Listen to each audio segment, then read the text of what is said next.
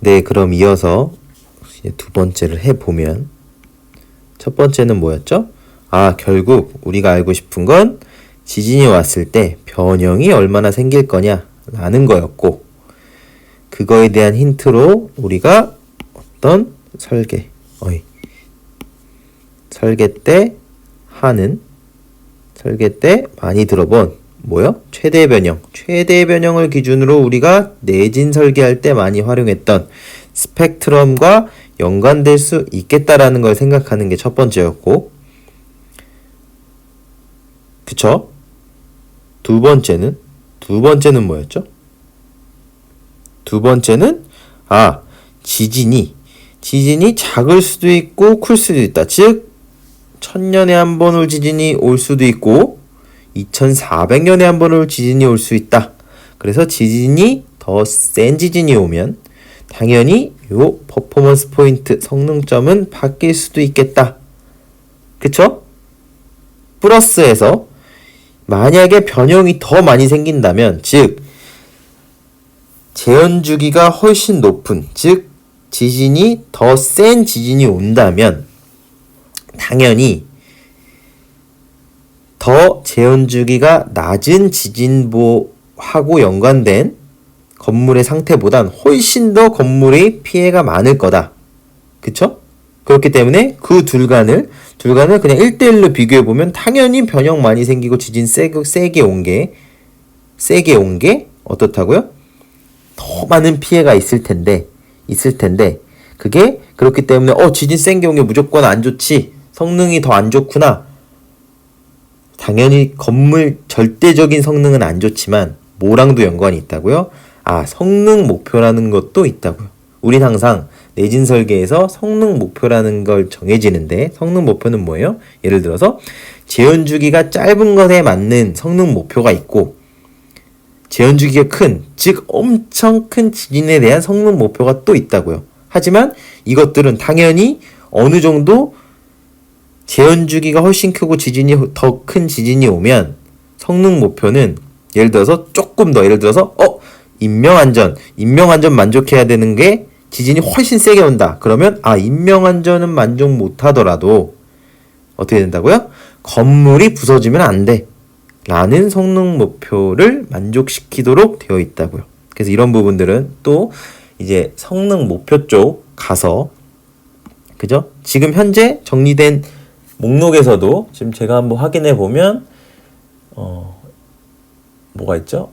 내진 설계 기준에 건물 내진 등급별 최소 성능 목표라는 것도 정리가 되어 있습니다. 그래서 이제 그 부분도 한번 보시면 이게 성능 목표랑 관련도 되겠다 라는 것도 알 수 있고, 그쵸? 즉 지진에 따라서 당연히 센 지진이면 변형이 더 많이 생긴다.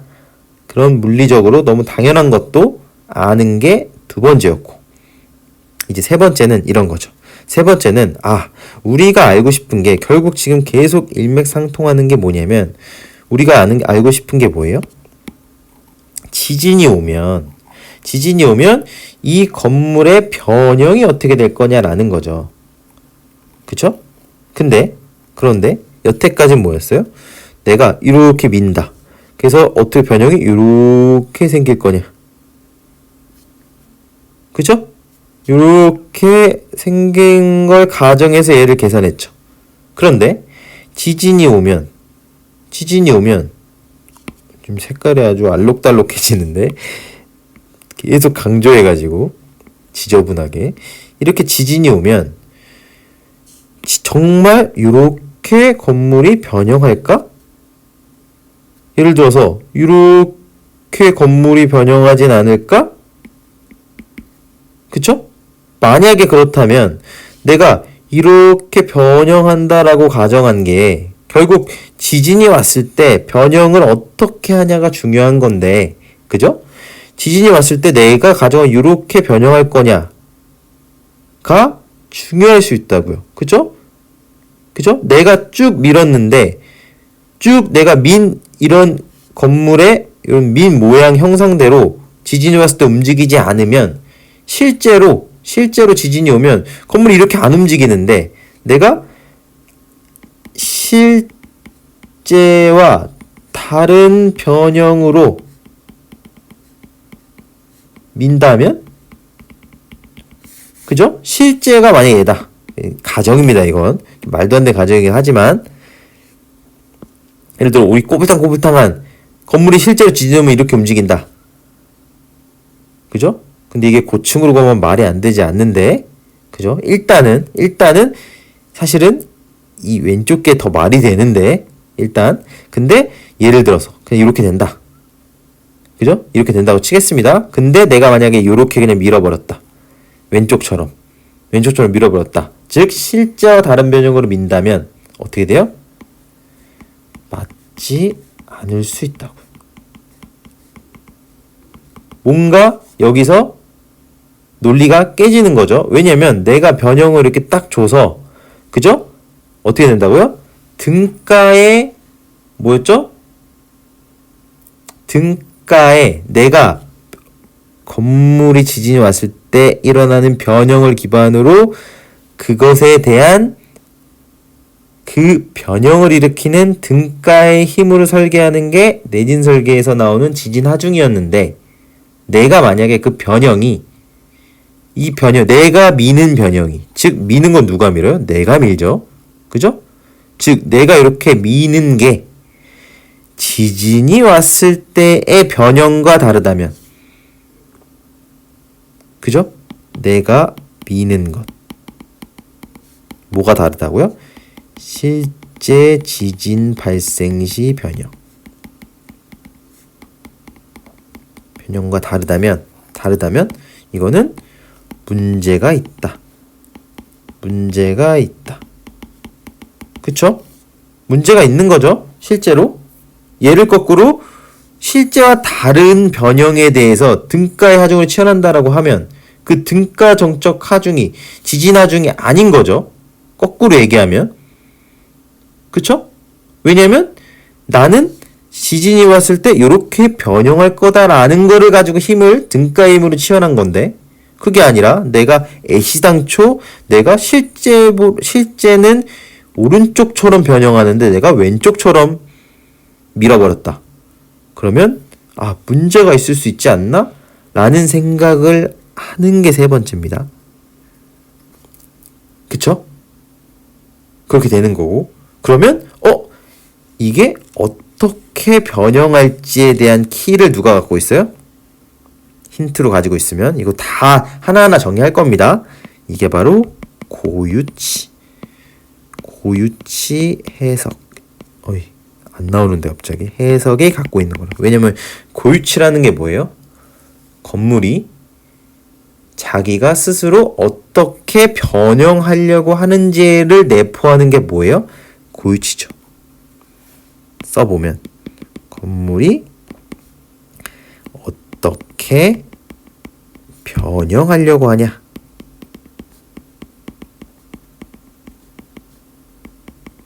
하냐가 바로 고유치.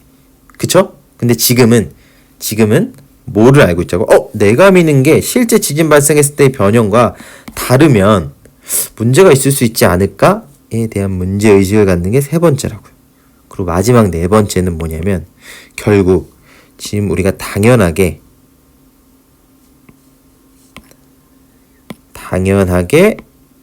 요 오른쪽에 요 곡선,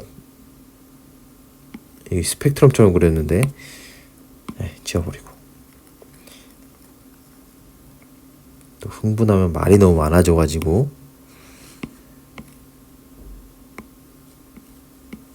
이렇게 써서 슉 해서 이렇게 됐는데, 결국은 뭐예요? 이런 곡선이 나오려면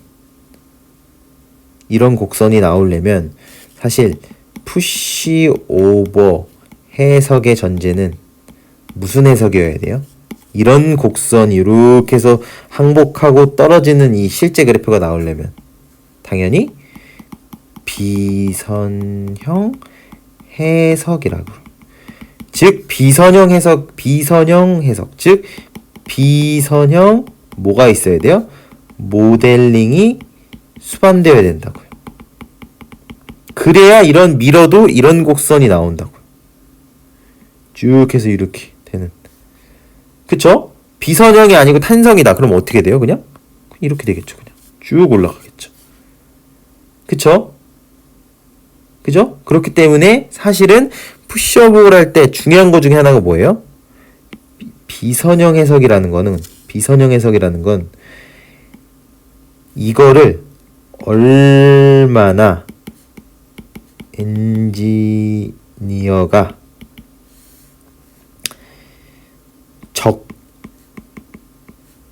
적절하게 하느냐,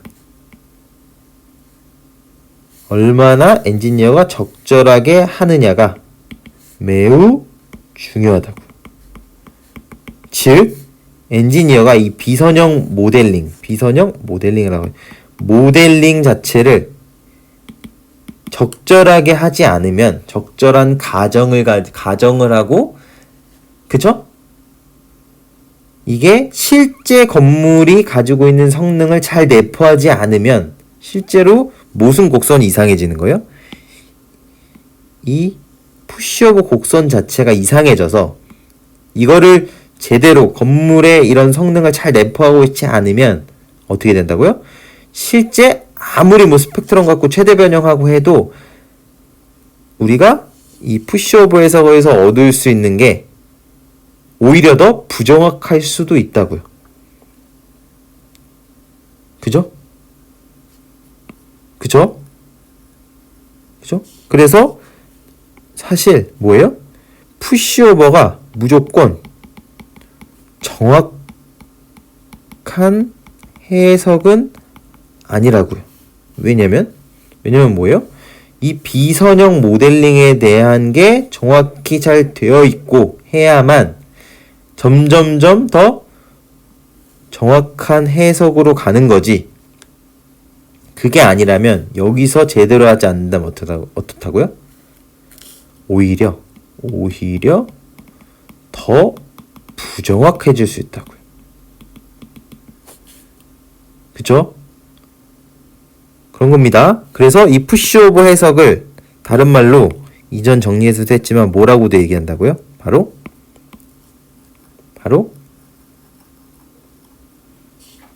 비선형 정적 해석이라고도 한다고요. 그죠? 비선형 들어갔죠? 정적 해석. 그래서 이 비선형 모델링 개념이 중요하다. 그쵸? 이 푸시오버 해석 하나를 하기 위해 우리는 이 푸시오버 그냥 민다 이거 하나만 알아야 되는 게 아니고 뭐까지 알아야 된다고요?